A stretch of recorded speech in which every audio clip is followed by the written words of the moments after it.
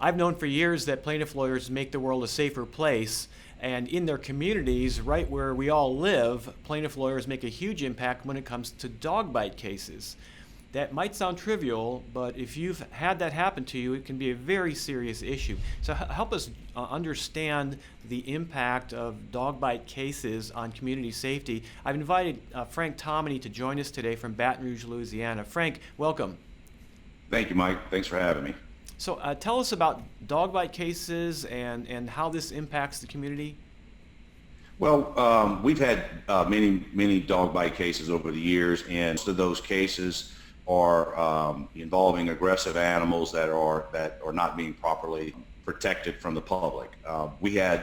Recently we had a jury trial, and there was we represented a lady who was on her morning walk, and one of her neighbors was walking in the opposite direction and had a pit bull on a 15-foot leash, and the dog was just wandering out in front of her neighbor. And as she passed, the dog inexplicably bit into her calf and just mauled her leg, and she fell to the ground, and the dog was standing over her with the owner asking her how you're doing, while the dog is 6 inches from her face, barking at her, and she goes, "Please get that dog away from me." And the lady said, "Don't worry, she's not going to bite you." And she was amazed that this person was in that much denial, that she had just been bitten by the dog, and now she's standing over her telling her, "Don't worry, the dog's not going to bite you." Wow. And even going through trial, it's amazing sometimes how people have these aggressive animals and they don't protect the general public, and they're not even aware that they're a problem and that they could be a problem, although the dog has all the propensities and the warning signs have been there. So when we go and have to try a case like that, the insurance companies tend to trivialize the cases and don't take them very seriously.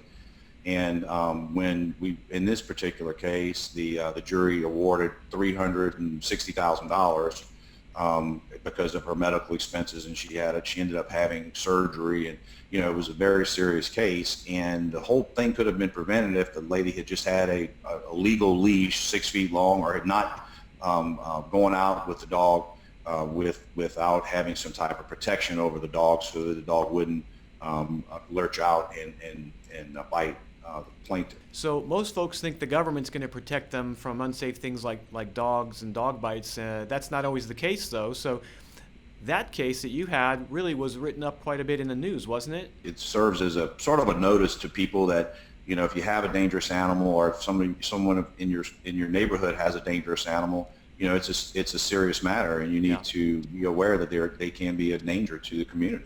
Well, Frank, thank you so much for joining us today and for the important work that you do in your community to keep the citizens of Baton Rouge and Louisiana safe. Thank you, Mike. Thanks for watching. Send your questions or comments to Michael at mike@howdavidbeatsgoliath.com.